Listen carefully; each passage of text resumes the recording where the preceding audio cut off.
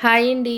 Welcome to my channel. ముందుగా ఎవరైనా first time ఈ ఛానల్ చూస్తూ ఇంకా ఛానల్ని సబ్స్క్రైబ్ చేసుకోకుండా చూస్తున్నట్లయితే ప్లీజ్ ఛానల్ని సబ్స్క్రైబ్ చేసుకొని వీడియోకి ఒక లైక్ ఇచ్చి సపోర్ట్ చేయండి.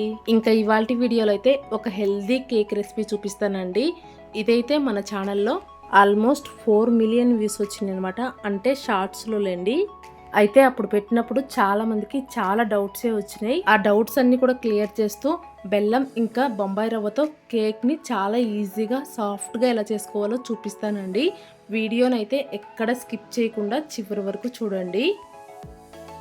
మీరు వీడియోని స్కిప్ చేస్తూ చూసారంటే సరిగ్గా అర్థం కాదనమాట. సో వీడియోని చివరి వరకు చూడండి.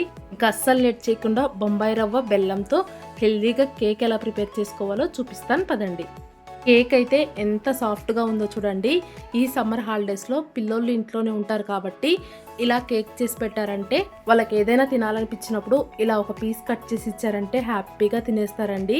ఇంకా టేస్ట్ కూడా చాలా చాలా బాగుంటుందన్నమాట. బెల్లంతో కదా ఏం టేస్ట్ ఉంటుందిలే అనుకోకండి, నిజంగా కేక్ అయితే సూపర్గా ఉంటుంది. అది కూడా ఎగ్ ఇలా ఏమీ లేకుండా చూపించాను అనమాట. ఇంకా అస్సలు లేట్ చేయకుండా కేక్ ఎలా ప్రిపేర్ చేసుకోవాలో చూసేద్దాం పదండి. ఫస్ట్ అయితే ఒక మిక్సీ జార్ తీసుకొని అందులోకి ఏదైనా కప్పుతో 1.5 కప్పు బొంబాయి రవ్వ వేసుకోండి. బొంబాయి రవ్వ అంటే చాలామంది ఉప్మా చేసుకుంటారు చూడండి, సన్నటి రవ్వ అదేనమాట. దీన్ని కొంతమంది బొంబాయి రవ్వ అని అంటారు, ఇంకొంతమంది అయితే ఉప్మా రవ్వ అని కూడా అంటారండి. ఆ రవ్వని 1.5 కప్పు తీసుకొని ఇలా మిక్సీ జార్లో ఫైన్ పౌడర్ లాగా మిక్సీ పట్టుకోవాలి. మిక్సీ పట్టుకున్న తర్వాత మరీ ఫైన్ పౌడర్ లాగా రాదులేండి, కొంచెం బరకబరకగానే ఉంటుందన్నమాట. ఇప్పుడు అందులోకి 1 కప్పు నిండుగా బెల్లం తురుము వేసుకోవాలి. ఒకవేళ మీరు 1 కప్పు బొంబాయి రవ్వ తీసుకున్నట్లయితే 3/4 కప్పు బెల్లం తురుము వేసుకుంటే కరెక్ట్గా సరిపోతుంది. అలాగే 2-3 యాలక్కాయలు కూడా వేసుకొని మళ్ళీ ఒకసారి మిక్సీ పట్టేసుకోండి. ఇప్పుడు అందులోకి 1 అరకప్పు పాలు, అరకప్పు నూనె వేసుకోవాలి. ఇక్కడ పాలు పచ్చివైనా పర్వాలేదు, ఇంకా కాచి చల్లార్చిన పాలైనా పర్వాలేదు అనమాట. అలాగే ఆయిల్ ప్లేస్లో మీ దగ్గర ఉంటే నెయ్యి అయినా వేసుకోవచ్చు, లేదంటే మెల్టెడ్ బటర్ని కూడా వేసుకోవచ్చు. ఇంకా 1 స్పూన్ బేకింగ్ పౌడర్, అలాగే 1 అర స్పూన్ బేకింగ్ సోడా వేసుకొని మొత్తం అంతా బాగా మిక్సీ పట్టేసుకోండి. ఒకవేళ మీ దగ్గర బేకింగ్ పౌడర్ బేకింగ్ సోడా లేకుంటే కనుక ఈనో వేసుకోండి, సరిపోతుంది. అలా మిక్సీ పట్టుకున్న తర్వాత బ్యాటర్ కనుక కాస్త తిక్కుగా అనిపిస్తే ఇంకొక 2 స్పూన్లమైన పాలు వేసుకొని మళ్ళీ ఒక తిప్పు తిప్పేసుకున్నారంటే ఇలా రిబ్బన్ కన్సిస్టెన్సీలోకి వస్తుందన్నమాట. ఇదైతే పర్ఫెక్ట్ కన్సిస్టెన్సీ అండి. ఇలా రిబ్బన్ కన్సిస్టెన్సీలో ఉందంటే కనుక కేక్ పర్ఫెక్ట్గా వస్తుంది. సో ఇలా వచ్చేలాగా బ్యాటర్ని అయితే ప్రిపేర్ చేసుకొని పక్కన పెట్టేసుకోండి.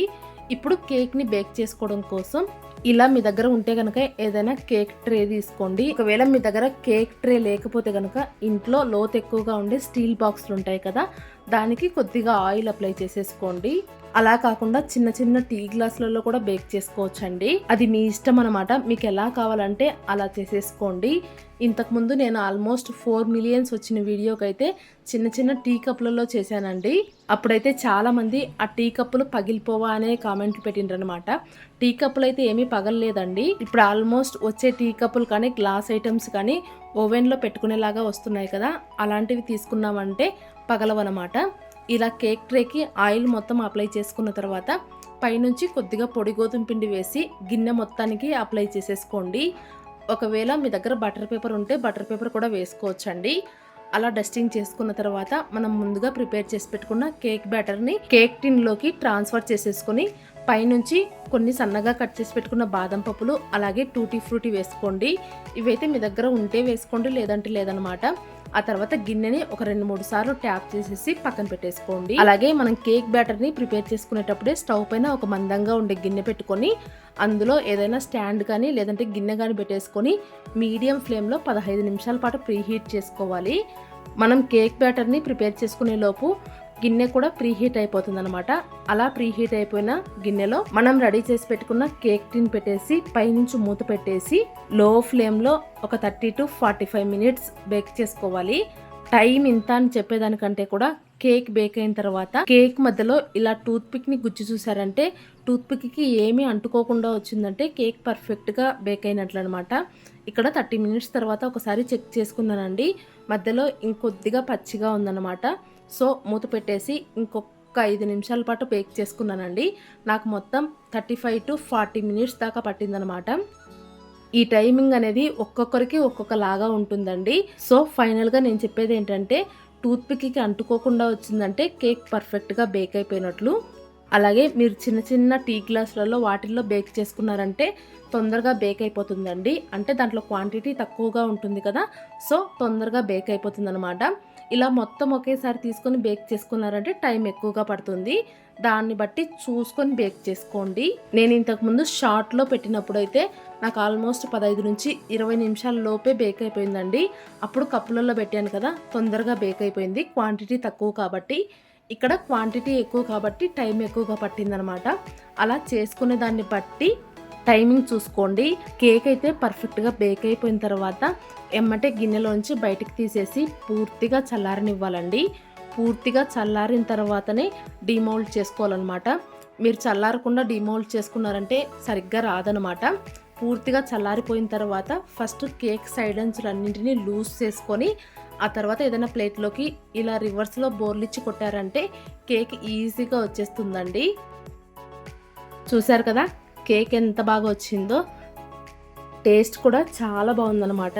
మనం ఇంట్లో పిల్లలకి ఎంత హెల్తీగా చేసి పెట్టినా కూడా అప్పుడప్పుడు పిల్లలకి బేకరీ ఫుడ్ వైపు మనసు వెళ్తుంది కదా! అలాంటప్పుడు బొంబాయి రవ్వ బెల్లంతో కేక్ చేసి పెట్టండి. పిల్లలు కూడా చాలా చాలా ఇష్టంగా తింటారనమాట. మీరు కూడా ట్రై చేసి మీకు ఎలా వచ్చిందనేది ఖచ్చితంగా కామెంట్ చేసి చెప్పండి. కేక్ని ఇలా చిన్న చిన్న ముక్కల్లాగా కట్ చేసి ఏదైనా బాక్స్లో వేసి పెట్టారంటే పిల్లోళ్ళు రోజొక పీస్ చొప్పున చాలా ఇష్టంగా తినేస్తారండి. ఇంకా ఈ కేకు ఒక 1 వీక్ వరకు నిల్వ ఉంటుందన్నమాట. ట్రై చేయండి. అలాగే ఈ వీడియో మీకు నచ్చినట్లయితే లైక్ చేసి మీ ఫ్రెండ్స్ అండ్ ఫ్యామిలీ మెంబర్స్కి షేర్ చేయండి. కొత్తగా కనుక ఎవరైనా ఛానల్ చూస్తున్న వాళ్ళు ఉంటే సబ్స్క్రైబ్ చేసుకొని సపోర్ట్ చేయండి. Thank you.